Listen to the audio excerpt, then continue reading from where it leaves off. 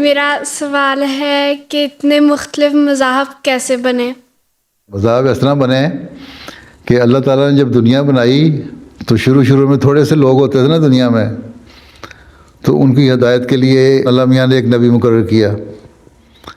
جس طرح ہمارے زمانے کے لیے مثال دیتا ہے اللہ تعالیٰ آدم کو پیدا کیا، پھر اس کے بعد اور لوگ بڑے دوسرے علاقے میں چلے گئے تو وہاں کے لوگوں کو اصلاح کے لیے، ان کی تربیت کے لیے، ان کو اللہ تعالیٰ کی طرف لانے کے لیے ان کی قوم میں ایک نبی پیدا کر دیا.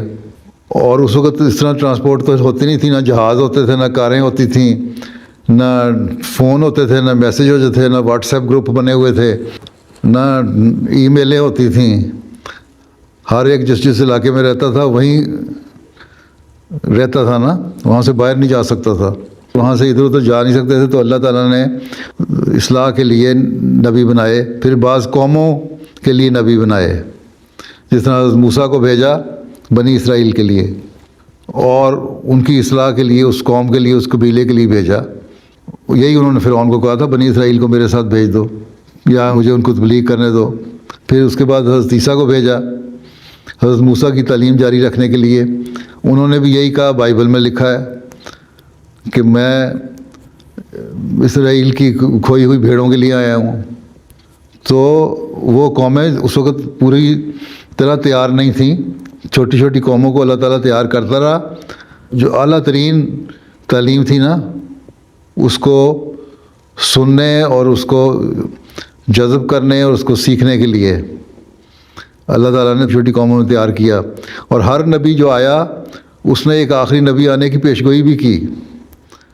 آج کل فلمیں بھی بنی ہوئی ہیں اور ان میں بھی یہی ہوتا ہے کہ آخری نبی آئے گا. بعض مسلمان چینل بھی دکھاتے ہیں، بعض عیسائیوں کے چینل بھی دکھاتے ہیں.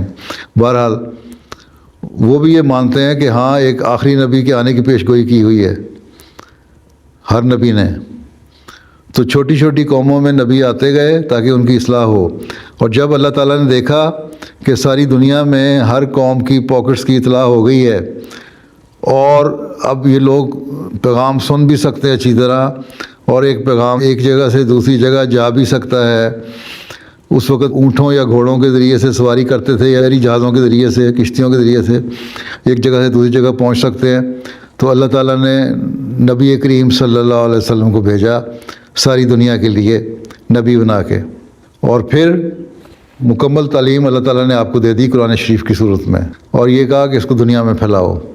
اور اس وقت جتنے زیادہ پھیلا سکتے تھے انہوں نے پھیلایا.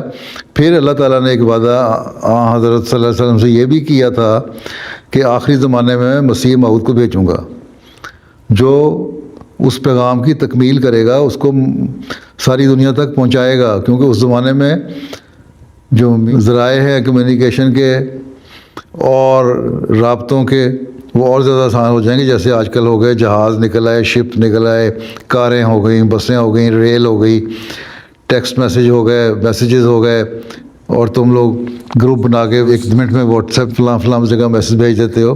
پھر پرنٹنگ پریس آ گئے، کتابیں شائع ہونے شروع ہو گئیں.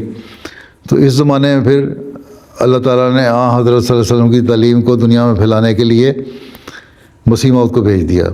تو اس لیے شروع میں مختلف مذاہب تھے کہ شروع میں لوگ ہر جگہ پہنچ نہیں سکتے تھے. اور دوسری یہ ہے کہ لوگوں کا جو دماغ تھا اس کی کیپیسٹی اتنی نہیں تھی کہ وہ پورے مکمل پیغام کو سمجھ سکیں جو اللہ تعالیٰ چاہتا تھا. لیکن جب اللہ تعالیٰ نے دیکھا کہ اب انسان کا دماغ اتنا ڈیولپ ہو گیا ہے ایوولوشن کے ذریعے سے بھی اور مذہب کو سیکھنے کے ذریعے سے بھی، اور خوشخبریاں بھی دے دیں پہلے نبیوں نے آنے کی، تو پھر اللہ تعالیٰ نے آخری نبی صلی اللہ علیہ وسلم کو بھیجا. اور پھر اس کے بعد ان کے غلام کو بھیجا تاکہ سارے لوگوں کو اسلام کی تعلیم پہ اکٹھا کریں. اور یہی اللہ تعالیٰ نے فرمایا کہ اب ایک ہی مذہب ہے جو آخری مذہب ہے، جو فائنل مذہب ہے. اس لیے دیکھ لو، نہ بائبل ہے نہ تورا ہے، کوئی بھی اپنی اصلی حالت میں محفوظ نہیں ہے. لیکن قرآن شریف کا دعویٰ ہے کہ وہ اصلی حالت میں محفوظ رہے گا. اور 1400 سال ہو گئے ابھی تک محفوظ اصلی حالت میں، اور ہمیشہ قیامت تک رہے گا. تو یہ دعویٰ بھی ظاہر کرتا ہے کہ اسلام ہی وہ سچا مذہب ہے جس نے دنیا میں پھیلنا ہے.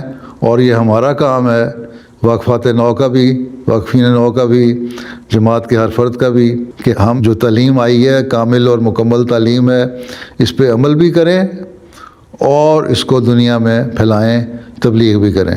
ٹھیک ہے، اب یہ تمہارا کام ہے وقفے نو کی حیثیت سے کہ تم اس بات کو سمجھو کہ اسلام آخری مذہب ہے، اور یہی مذہب اللہ تعالیٰ نے تمام دنیا میں پھیلنے کے لیے بھیجا ہے، اور حضرت صلی اللہ علیہ وسلم آخری نبی ہیں، آپ کے بعد کوئی نئی شریعت نہیں آ سکتی، اور یہی شریعت اب ہم نے دنیا میں قائم کرنی ہے، اور یہ ہمارا فرض ہے، یہ ہماری ڈیوٹی ہے۔